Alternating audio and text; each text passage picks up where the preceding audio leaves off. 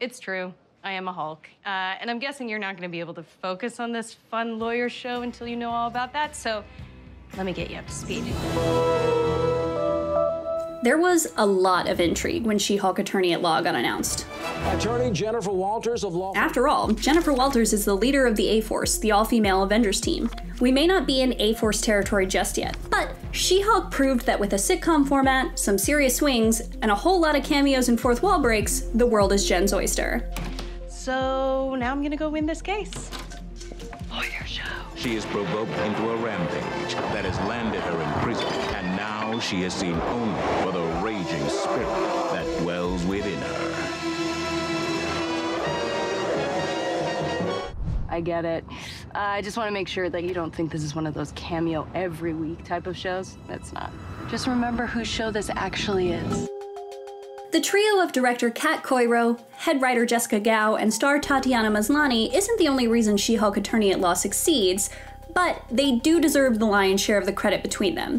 Coiro and Gao knew exactly what they wanted to bring to the table with Jen, and there's no better person on the planet to play her than Maslany. So please also take this as a shout out to casting directors Sarah Finn and Jason B. Stamey. It's immediately confident in its irreverent tone, and Jen wins over our hearts with ease with chronic relatability and by instilling an unshakable desire to root for her success. I'm so happy to be here. A sitcom is the perfect vehicle for someone who just wants to be invisible and do her job, suddenly becoming a giant green indestructible bombshell. I'll expect you to be at work and in court as the She-Hulk. By using humor, Gao and the creative team were able to highlight some of the most ridiculous parts of everyday life as a woman, while also showcasing the struggles of having superpowers thrust upon you in a way that we hadn't seen the MCU tackle previously. God, is this why they hired me? Okay, this sucks. I am totally qualified, but now everyone around here is always going to think this is the only reason I got the job. It's so unfair. The use of the sitcom format doesn't fall apart until the finale, and the same can be said for the fourth wall breaks. Up until that last episode, Jen's eye contact with the camera and reliance on humor served her well. I'll spend the rest of the year worrying about what I just said. However, a giant bomb in the penultimate episode left the show unable to reconcile with its tone. Serious issues can be tackled via humor, as is shown all the time in other 22 to 24 episode seasons. Unfortunately, She-Hulk Attorney-at-Law seems to just run out of time. Doesn't it feel like this episode should be over? Any reckoning with the abject humiliation Jen experiences is dropped in favor of quick hits humor and a finale that had too much to get to in the span of just 30 minutes. Is this what you guys want? Jennifer Walters is a woman at a new low. She has no more fight in we're not her. doing a narrator. We're not that off the rails.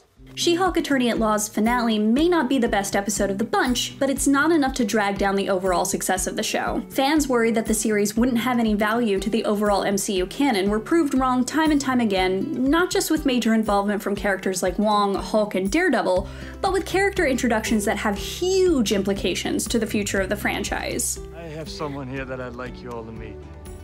The show's value as something completely fresh to the Marvel Cinematic Universe can't be understated either. While the MCU remains largely sexless, this is the first time we've seen female sexuality front and center in one of its series. In a world where women are still told they're asking for it in any context whatsoever, Gao and company brought us a woman in her 30s looking for healthy sexual relationships and sent Daredevil on the proverbial walk of shame, superhero suit and all. Morning. Phase 1 could never. That freshness isn't exclusive to its unabashed approach to Jen's sex life either. Females, am I right? She-Hulk Attorney-at-Law takes toxic masculinity to task in a way that it's never been seen in this franchise or in much of mainstream superhero media as a whole. So why do we have to act like she earned everything? It's easy to roll your eyes at that and say that there are plenty of other genres already taking swings on the toxic masculinity front, but that's kind of the point. The sheer volume of men, young and old, who religiously watch the MCU can't be downplayed, and She-Hulk squared its shoulders and screamed from the rooftops that boys will not be boys. Boys will be held accountable for their actions. I will get you the best possible deal under the circumstances. Don't touch me, but let me tell you this. You're gonna have to pay. Why are you smiling? It's kind of fun. That's a big deal for a franchise with as much mass appeal as the MCU, which has previously chosen to be what they perceive to be the most widely accessible. but being widely accessible has historically translated as accessible to men. I love a Captain America flick as much as the next person, and all kinds of superheroes are for all kinds of people, but it's thrilling to see a wider demographic being reached out to here. That's really smart. You're not the only genius in the family. The digital effects, meanwhile, have been the elephant in the room since the first She-Hulk Attorney-at-Law trailer dropped. But the effects just don't bother me that much. Were they impeccable? No. Do I stand by what I said in my premiere review, that Jen looks a little bit weirder than Hulk because he's allowed to have imperfections and facial hair? Yeah. Thanks, Bruce. All right. It looks like a television show with a massively computer-generated character in it. Faulting it for being anything other than what it is seems kind of weird to me. Okay. The difficult diva of law herself. She-Hulk Attorney-at-Law was a massive success. It had a little bit of a bobble on the dismount, but it stuck the landing all the same. Here's hoping that we see way more of Jennifer Walters in the MCU to come. Given her relationship with Matt Murdock, Daredevil Born Again isn't off the table and will continue to hold out hope for an A-Force movie until cinema stops existing.